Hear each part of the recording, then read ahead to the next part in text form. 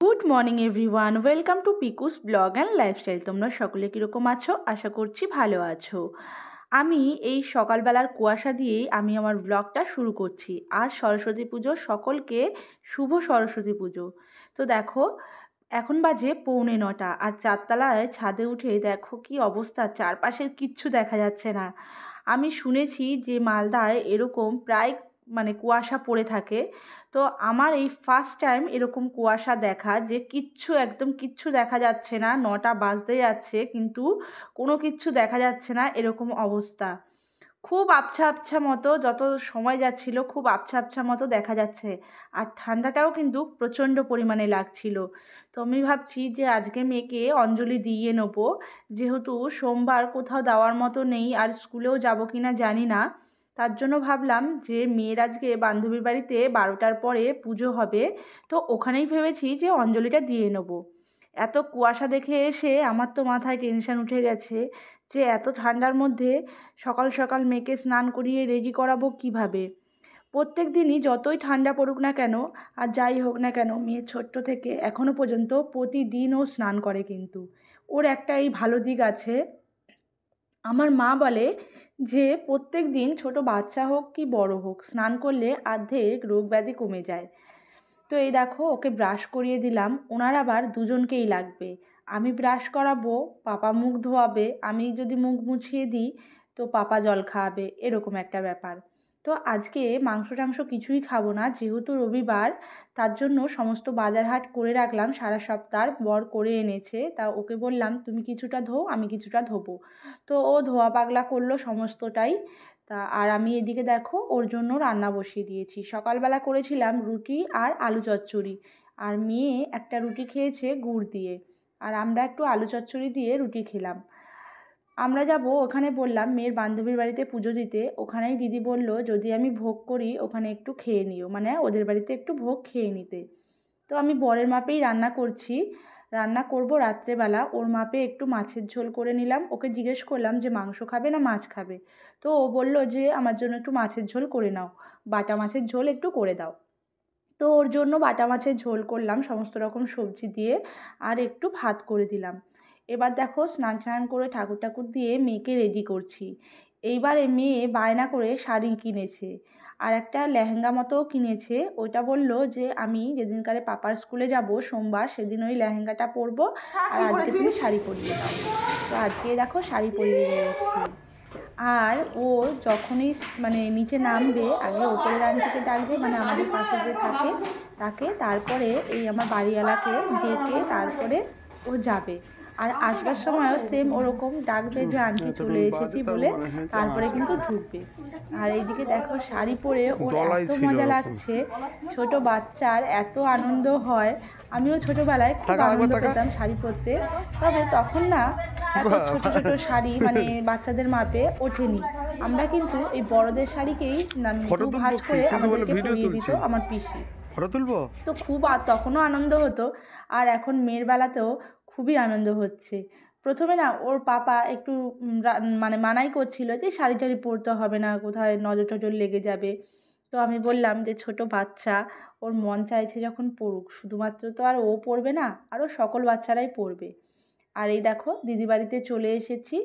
এসে দিদিদের বাড়িতে আমরা একটু বসলাম, তারপরে ব্রাহ্মণ আসলো। তো কি ভালো লাগছে ঠাকুরটাকে দেখতে।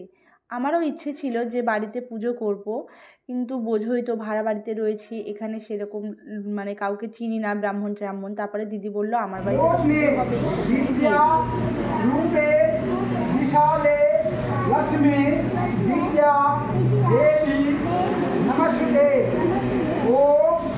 সরস্বতী মহাভাগে বিদ্যা রমণে লোটনে বিদ্যা রূপে বিশালে লক্ষ্মী বিদ্যা দেবী নমস্তে।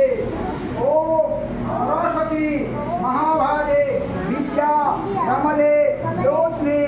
অঞ্জলি দেওয়ার পরপরই দিদি ওপরে নিয়ে আসলো এই যে ভোগ খাওয়ানোর জন্য।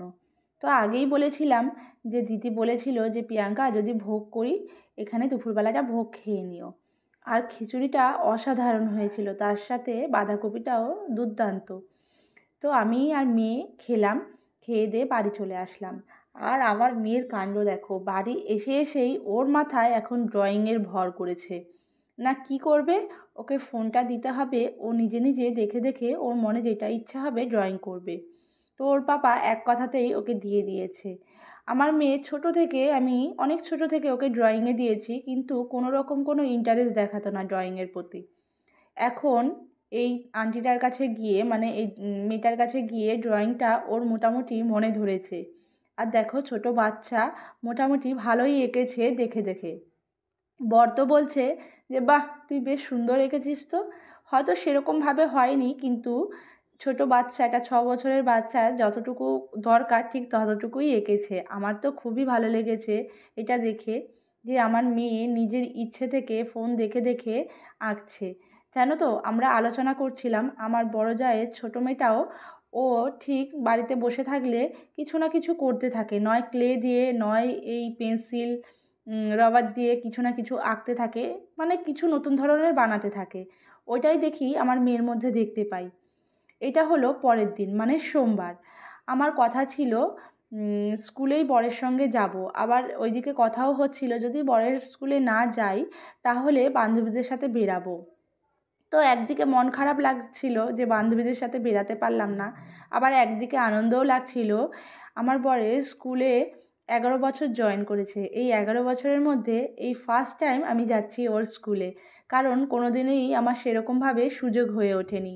আগের বছর বর বলছিল নিয়ে যাবে, কিন্তু মেয়ের আগের বছর সরস্বতী পুজোর দিনকারে খুবই জ্বর এসেছিল, সে কারণে আর যাওয়া হয়নি। এবছর বর বলেছে এবছর তোমাদের নিয়ে যাব। আর সবাই সবার ফ্যামিলি ধরেই নিয়ে গেছিলো, স্কুলে সবাই গেছিলো। তাতে বর আরও বলছিল সবাই যখন যাচ্ছে চলো তোমাদেরও নিয়ে যাই। আর এগুলো দেখো, এই আঁকাগুলো বর যখন আঁকছিল বাচ্চা কাচ্চারা, তখন ও ফোনে ভিডিও কল করে দেখিয়েছিল। এত ভালো লাগছে সামনাসামনি দেখে, খুবই ভালো লাগছিল। আর সবার সাথে আলাপ হলো, কিছু কিছু টিচারদের ওয়াইফদের তো আমি চিনি, তাদের সাথে কথা বলেছি। আর কিছু কিছু এসে আলাপ হলো, বেশ ভালো লাগছে স্কুলে আসতে পেরে। তো আগে তো স্কুলে যেতাম নিজের স্কুল জীবনে, এখন বরের স্কুলে এসেছি, ভেবেছি মালদায় থাকলে প্রতি বছরই চেষ্টা করব বরের সঙ্গে এই স্কুলে আসবার।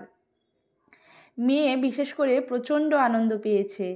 আর যেহেতু আমার মেয়ে ফার্স্ট টাইম এসেছে স্কুলে, এতজনকে দেখতে পাচ্ছে, আর ওদের স্কুলে সরস্বতী পুজোটাও হচ্ছে এমনভাবে যেন মনে হচ্ছে দুর্গা ঠাকুর পুজো হচ্ছে। তারপরে ওখান থেকে আসলাম, মানে পুজোর জায়গা থেকে আসলাম বড়দের রুমে, যেখানে বরের কলিগ সমস্ত টিচাররা, মানে ছেলে টিচাররা, বয় টিচাররা সমস্ত এই রুমে বসে। তো আসলাম, এখানে এসে সবাই মিলে গল্প করছিলাম। আর এই দাদাটা সবাইকে একটু করে কফি দিল, তারপরে প্যাকেট দিয়েছিল, মিষ্টির প্যাকেট। তো আমরা তো বাড়ি থেকে একটু সেদ্ধ ভাত খেয়ে এসেছিলাম, তার জন্য আর কিছু খেলাম না, শুধু একটু কফি খেলাম। মেয়েও মানে চাইছিল একটু কফি খাবে বলে, তারপরে মেয়েকেও একটুখানি দিলাম। বসে অনেক গল্প গুজব, মানে আড্ডা, সমস্ত কিছু মারলাম। তো এইদিকে দেখো, বরের কলিগরা সমস্ত, মানে দাদারা সবাই একটু ফটো তুললো, তারপরে ভিডিও করলাম। আর আজকের দিনে বলো, স্যাররা যদি স্যারদের মতো যদি ভয় দেখাতে থাকে তাহলে কি আর হবে? স্যারেরাও কিন্তু আজকে সমস্ত বন্ধুর মতো মিশে সমস্ত স্টুডেন্টদের সাথে ফটো তুললো, দেখলাম বেশ ভালো লাগলো। আর তারপরে এসে ভেতরে এসে এরা পুরো রুমটার তছনছ করে দিয়েছে।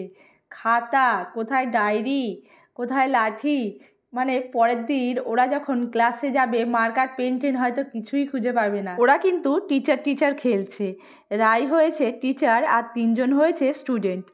তো আবার কখনো কখনো রেনে হচ্ছে টিচার, আমার মেয়ে, তারপরে ওই ছোটো বাচ্চাটা রাই হচ্ছে স্টুডেন্ট। ওরা কিন্তু এরকমটা খেলছে। আর আমার মেয়ে যত ইভিএস কোশ্চেন ও মুখস্থ করেছিল সমস্ত অ্যান্সারগুলো যেখানে পাচ্ছে সেখানেই লিখতে বসে যাচ্ছে। আর ওদের কিন্তু খুব সুন্দর করে রণদাস সামলাচ্ছে। তো আমরা গল্পগুজব করতে করতে আসলো এখানে টিআইসি। তো টিআইসি এসে উনি আমার ভিডিও দেখে, তো উনি আমার প্রশংসা করছিল। আমার লজ্জাও লাগছিল, আবার খুব আনন্দও লাগছিল যে আমার ভিডিও দেখে ওনার ভালো লাগে, উনি আবার বলছেও। তো যাই হোক, যখন কেউ এরকম সামনে এসে বলে খুব ভালো লাগে। আর একজনও স্কুলে যখন, মানে আমরা যখন ওই ঠাকুরের ওখানে ছিলাম, তো একটা স্টুডেন্ট আমাকে ডেকে বলছে, ম্যাডাম আমি আপনার সমস্ত ভিডিও দেখি, খুব ভালো লাগে। সেটা আমি ভিডিও করতে পারলাম না সেই মুহূর্তটা, কারণ আমার কাছে তখন ফোনটা ছিল না, বরের কাছে ছিল, আর বর অন্য জায়গায় দাঁড়িয়ে ছিল। সেটা শুনেও খুব ভালো লাগছিল। আমার ওই মুহূর্তটা ভিডিও করবার ইচ্ছে ছিল, কিন্তু করতে পারিনি। আমি সেই স্টুডেন্টটার নাম জিজ্ঞেস করব সেটাও করতে পারিনি। তাকে সত্যিই আমি ধন্যবাদ জানাচ্ছি যে তুমি আমার ভিডিও দেখো, তোমার ভালো লাগে, এটা আমার কাছে অনেক বড় পাওয়া। রাস্তায় আস্তে আস্তে এত সুন্দর লাগছিল পরিবেশটা, আর বিশেষ করে এই ভুট্টা গাছগুলো অসাধারণ লাগছিল দেখতে, খুবই ভালো লাগছিল। তো আমরা দেখো পৌঁছেও গেছি, এই যে গলি দিয়ে হাঁটছি। আস্তে আস্তে মেয়ে একটু গাড়িতে ঘুমিয়েও পড়েছে, আর এই যে স্কুল থেকে হাতে করে একটা বিস্কুট নিয়ে এসেছে। ওখানে খিচুড়ি প্রসাদ খাইয়েছিল, মেয়ে দু একবার মুখে দিয়ে আর খাইনি, ওকে বাড়িতে গিয়ে কিছু একটা খাওয়াতে হবে, ভাবছিলাম একটু ছাতু মুড়ি খাওয়াবো। তো আজকের দিনটা খুব ভালো কাটলো, সবার সাথে আলাপ হয়েও খুব ভালো লাগলো। যাই হোক, তোমাদের কেমন লাগলো জানিও, আর ভালো লেগে থাকলে চ্যানেলটাকে সাবস্ক্রাইব করে আমার পাশে থেকো, একটা লাইক কমেন্ট শেয়ার করে দিও। চলো তাহলে আজকের মতো তোমাদেরকে টাটা জানাচ্ছি।